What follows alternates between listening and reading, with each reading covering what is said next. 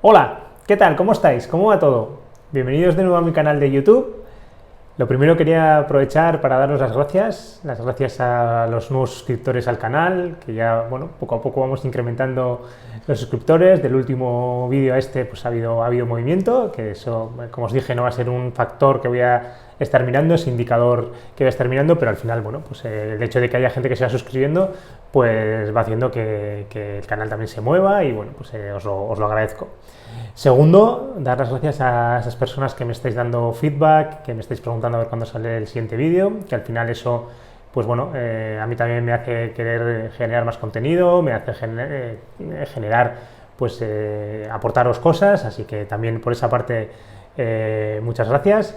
Y lo último, dar las gracias pues, a las personas que os habéis acercado todavía un poquito más, ¿no? Me habéis mandado algún mail, que queréis conocerme o que creéis que os puedo ayudar en algún momento, algunas personas que creen que les puedo aportar algo o les puedo acompañar en algo, así que también por esa parte muchísimas gracias a esas personas.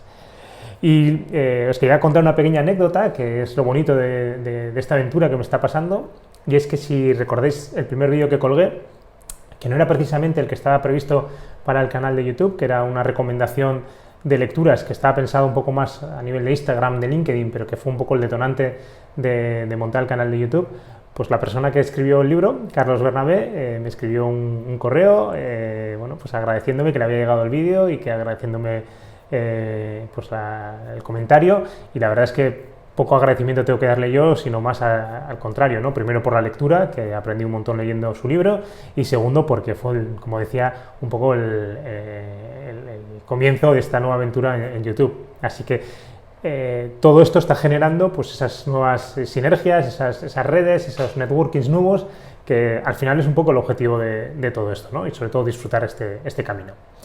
Bueno, dicho esto, aprovechando este vídeo para agradecer las cosas, vamos al motivo del vídeo, que los que visteis el vídeo anterior de las 5 claves de trabajar en una gran empresa a emprender en solitario, pues este vídeo es continuidad de ese, con la última clave, que era la quinta, la de la gestión del miedo, que os invitaba a venir a este nuevo vídeo para poder profundizar en esa quinta clave que la dejamos pendiente. Los que no hayáis visto el vídeo anterior lo podéis ver, además está en la descripción, está en capítulos, lo podéis ir viendo en trocitos por cada clave, para que igual podáis entender mejor cómo llegamos a este vídeo. Y en este vídeo ya hablamos directamente de la gestión del miedo, de esos factores para ese último impulso que necesitamos a la hora de tomar decisiones. Así que vamos a meternos ya al lío de este nuevo vídeo. Venga, vamos allá. Vamos directamente al contenido del vídeo. Este vídeo habla de la gestión del miedo en la toma de decisiones, en ese último impulso que a veces necesitamos a la hora de dar ese último paso, ¿no? Cuando hablamos de esto, estamos situando el miedo en un contexto profesional. De alguna manera, si queremos hablar de un contexto occidental, ¿no? Y es importante situarlo porque no estamos hablando de otro tipo de contextos que pueden tener repercusión en nuestra vida, en nuestra salud. Es verdad que cuando hacemos un cambio profesional en determinados momentos pues puede impactar notablemente en nuestra vida, pero por decirlo no hay un riesgo sobre nuestra seguridad o salud detrás de todo esto. Y yo creo que es importante hablar de que cuando hablamos de gestionar ese miedo estamos hablando orientado hacia eso. Es importante situarlo, ¿vale? Es verdad que a mí personalmente luego me ha servido esta integración de los 3 factores, me ha servido dentro de una situación más vital, pero específicamente yo estoy hablando de ese salto, en este caso de emprender en solitario después de estar trabajando en una empresa. Dicho esto, también quiero comentar un poco lo que es el miedo, ¿no? Cuando el miedo al final ya dijimos que es una emoción. Cuando hablamos de emociones positivas y emociones negativas, yo no estoy trabajando mucho en ese vocabulario, estoy trabajando más en emociones adaptativas y no adaptativas. Creo que todas las emociones que tenemos tienen una función adaptativa, nos sirven para adaptarnos a un momento determinado y el miedo también tiene su función. Y en este caso, el miedo tenía una función de prepararme ante un cambio muy importante profesional. Este miedo venía muy influenciado, y en este caso lo trabajamos mucho desde nuestros pensamientos, desde nuestras creencias o desde las creencias de nuestros entornos, que ven que salir de una empresa donde tienes un buen puesto, donde tienes unas buenas condiciones, y irte a trabajar por tu cuenta, pues conlleva una pérdida de seguridad. Y esas son creencias que a veces vienen desde fuera, o que vas a tener pues esa seguridad, esa red que te permite estar tranquilo en una empresa por cuenta ajena es mayor que la que tú tienes por tu cuenta, ¿no? Bueno, pues todas esas creencias que hay alrededor nuestro impactan en nosotros y nos generan miedos. Entonces hay que saber gestionar esos miedos, ¿vale? Estas dos cosas eran importantes de inicio. Y una tercera que va ligada un poco a una frase que a mí siempre me ha gustado, que en principio se le atribuye a Nelson Mandela, aunque con las frases un poco generales que conocemos nunca sabes bien si al final verdaderamente lo dijo el personaje que estamos citando, pero en este caso está atribuida a Nelson Mandela y así lo voy a hacer. Y es que no es valiente quien no tiene miedo, sino quien termina conquistando el miedo. Entonces, para mí esta frase es muy importante. Parece que la gente que tiene miedo, que no tiene miedo, que es valiente, es la que no tiene miedo. Y no es así. Para mí tampoco. Para mí el miedo está ahí, como hemos dicho, y lo que hacemos es generar contextos para poder enfrentarnos y para poder superar ese miedo, para poder conquistarlo, como ya decía Nelson Mandela. Vamos ya a la situación en la que viví y cómo pasó todo esto. Os conté que hice una formación de experto en coaching en Valencia, y en esta formación había diferentes módulos, y un módulo era el de hacer un outdoor training con el grupo Atman, con José Juan Agudo, que era quien pilotaba las dinámicas, y allí nos fuimos a un bosque fuera. Os voy a intentar centrar mucho, voy a ir muy rápido y centraros mucho en la dinámica que quiero contaros, porque es ahí donde surgió este aprendizaje. Bueno, cuando llegamos nos dividimos en dos grupos, consistía en hacer diferentes pruebas, y el grupo que menos tardase en llegar a la prueba final y terminarla sería el vencedor.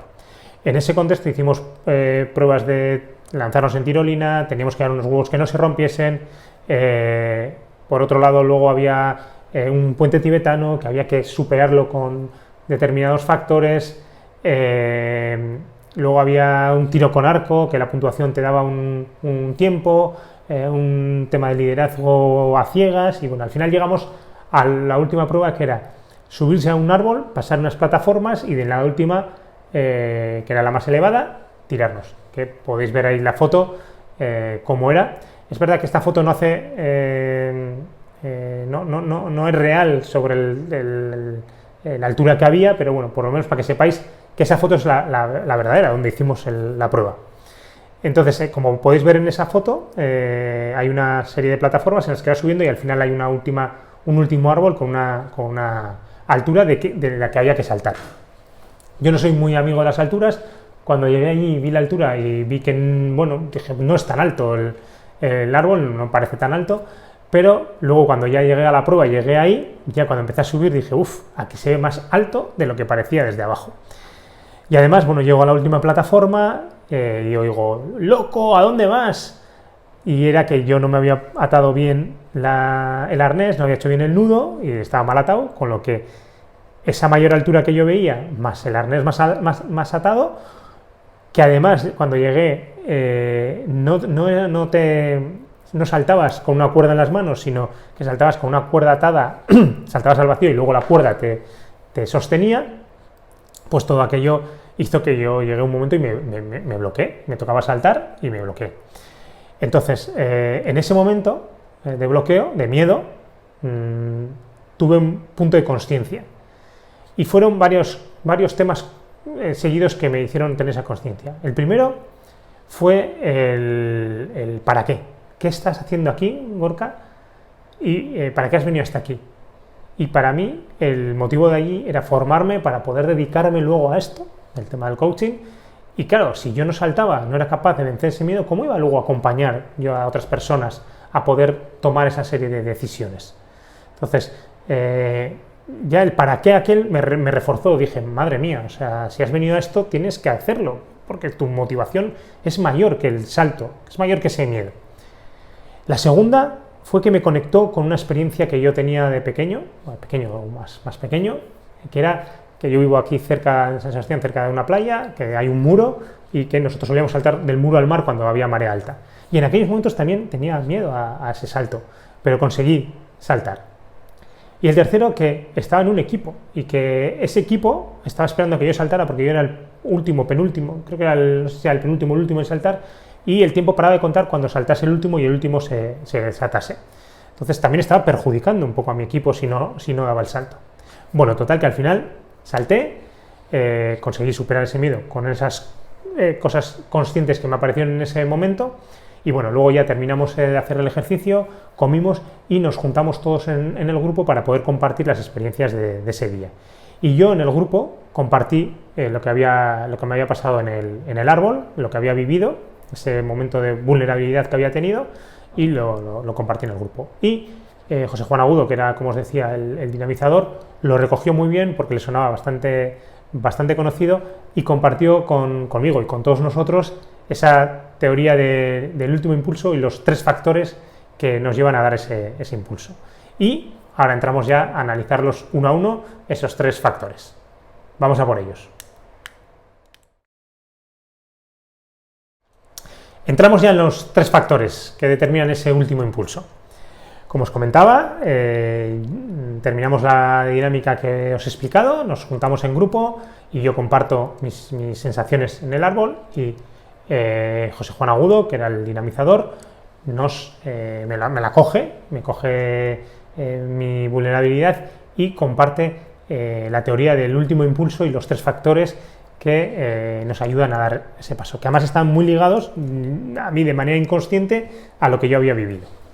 Vale, importante, antes de entrar en los 3 factores, en este caso el perfil de líder del grupo lo estaba llevando José Juan, y a mí su forma de comportarse, sobre todo en sus ojos, me transmitía confianza, me transmitía credibilidad, me transmitía honestidad. Entendía que lo que estábamos compartiendo con él y lo que él nos está compartiendo era real. Y eso me daba a mí confianza para poder compartir lo que había vivido. Esto lo digo para la gente que tenéis equipos a vuestro cargo, cómo esa figura, si genera esa confianza, va a ayudar a que el contexto del grupo pueda mostrarse vulnerable y pueda ayudar a crecer al grupo. Es probable que si yo no hubiera compartido eso en el grupo, esta teoría no hubiera aparecido y este aprendizaje no hubiera aparecido. Entonces, ese matiz es importante a la hora de tener en cuenta el rol del líder en ese grupo, ¿vale? Bueno, como os decía, José Juan comparte esa teoría que reside en 3 factores. Primer factor, la experiencia. El primer factor que nos ayuda a superar ese miedo en ese momento, a dar ese último paso, es la experiencia. ¿Por qué? Porque si hacemos una trayectoria vital en nuestra vida, en diferentes momentos hemos superado los miedos. A veces de manera muy inconsciente, pero aunque sea inconsciente lo tenemos interiorizado. Si hacemos un repaso vital, empezamos desde el momento en que nos dejan en el colegio con 3 añitos, cómo luego aprendemos a nadar, a andar en bici, a veces nos cambiamos de colegio, a veces nos cambian de clase, a veces cambiamos de compañeros, de amigos, a veces empezamos con nuevas actividades fuera del colegio, con nuevos grupos que no conocemos, nos apuntamos a un equipo de fútbol, de baloncesto, deportivo, de ballet, de lo que queráis, y en todo ese momento hemos ido superando miedos a enfrentarnos a nuevos grupos, nuevas personas, nuevos equipos, lo que queráis, pero nos vamos enfrentando. Si vamos avanzando un poco en edad cronológica, cambiamos nuestro colegio donde ya teníamos nuestro grupo, vamos a la universidad, terminamos la universidad, vamos a un máster, empezamos a trabajar en una empresa, cambiamos de empresa, cambiamos de rol, tenemos a nuestro cargo personas, y en todo ese momento hemos ido de una manera o de otra superando nuestros miedos. Entonces la experiencia nos ha ido demostrando cómo somos capaces de una manera natural en vencer esos miedos que pueden surgir. Es cierto y como matiz al tema del factor de la experiencia, es cierto que la experiencia es como un factor que es veo y entonces creo. Veo que soy capaz de conseguir cosas y entonces creo que puedo conseguirlas. Yo en el mundo del deporte, sobre todo, también en el mundo de la empresa, pero sobre todo en el mundo del deporte, trabajo un poco desde el concepto diferente. Creo y veo. Paso del ver para creer al creer para ver. Pero es verdad que ese veo nos da seguridad, nos refuerza. Y en este contexto nos hace ver cómo hemos sido capaces de superar otros miedos para poder llegar hasta este punto. Entonces, primer factor, la experiencia. Segundo factor. El segundo factor es la motivación. Cuando hablamos de motivación, mucha gente va directamente, hace una transmisión directa a vamos, estoy motivado, estoy con ganas, y no. La motivación es los motivos que tengo, las razones que tengo, el para qué estoy haciendo esto. Si recordáis, cuando os he contado, cuando yo estoy bloqueado en ese momento, pienso, ¿para qué estás aquí, Gorka? ¿Cuál es el motivo que tienes para estar aquí? Y mi motivo era enorme, era vivir mi carrera profesional de otra manera, vivir de lo que me gustaba realmente, poder generar una realidad laboral de libertad, de construcción, de ser yo mi propio jefe, y ese para qué, esa motivación era enorme para mí, era mucho más grande que el miedo que tenía a saltar. Entonces, buscar de verdad la motivación que tenéis, porque si hay un momento en el cual el miedo os impide dar ese paso, ya os digo, estoy hablando de este contexto profesional, si en ese momento os impide dar el paso, igual es que no es tan fuerte esa motivación que tenemos. Hay que analizarlo, hay que verlo, o que, bueno, lo que estamos a punto de dejar es muy grande con respecto a lo que podemos coger. Entonces, analizar muy bien la motivación que tenéis a la hora de dar ese paso. ¿Vale? Ya tenemos los dos factores, experiencia y motivación. ¿Qué motivos tenéis? ¿Para qué estáis haciendo este cambio? Y el tercero es el coste que supone no enfrentarse a ese miedo. Los tres factores no están ordenados en nivel de importancia, cada uno tiene que ordenarlos, pero para mí sí es un poco este orden: la experiencia, la motivación y el coste. En el coste hay un vídeo, es una charla TED que habla de procrastinación, en el cual el inicio habla de la procrastinación cuando dejamos para el final en hacer determinadas actividades, sobre todo profesionales o académicas, y cómo al final, cuando ya nos queda poco tiempo para llegar, nos activamos de una manera mayor y hacemos. Y eso habla un poco de cómo es la procrastinación.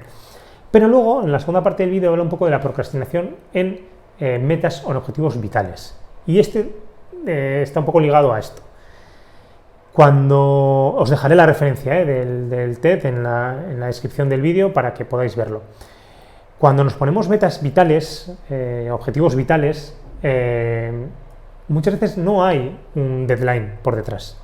Os voy a poner dos ejemplos. Si yo en aquel momento de cambiar de profesión, dedicarme al coaching, bueno, me pongo una meta, dejarlo a los 40 yo en aquel momento tenía 40 años, si lo ponía, dejarlo a los 41 años. Si no lo hubiera hecho, y efectivamente en parte fue así, no pasaba nada, no había un perjuicio, un coste detrás de todo eso. Pero si a los 55 años me hubiera dado cuenta, hubiera seguido y me hubiera dado cuenta, o a los 60 años me hubiera dado cuenta de eso, de que no había cumplido ese deadline, entre comillas, ya no tenía vuelta atrás. Hubiese sido muchísimo más difícil, por no decirlo imposible, cambiar.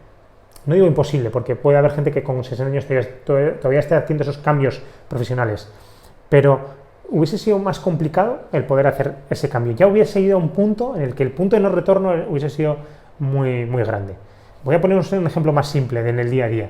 Si yo me pongo, quiero perder 4 kilos de aquí a final de año y no los pierdo, a no ser que tenga una enfermedad o que me pase algo en mi salud, no va a pasar nada porque no haya logrado hacer esos 4 kilos. En el 31 de diciembre no me va a pegar nadie con el mazo, ni nadie me va a despedir, ni me van a echar de casa por no dar ese paso.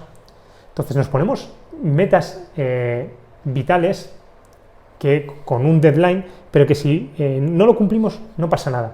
Y en estos casos ese coste no lo vemos a corto plazo, lo vemos después.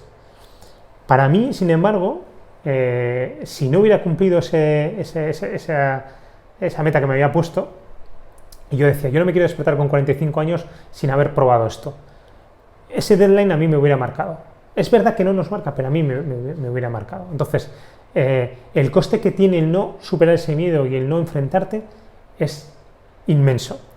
Os voy a contar una anécdota también que no tiene tanto peso como puede tener la que os he contado de la procrastinación, pero a mí me pasó, antes de trabajar con todo esto, que yo fui a una charla de Cubeiro. Cubeiro es una referencia en el mundo del liderazgo. Fui a Deusto, había un mogollón de gente viendo la charla.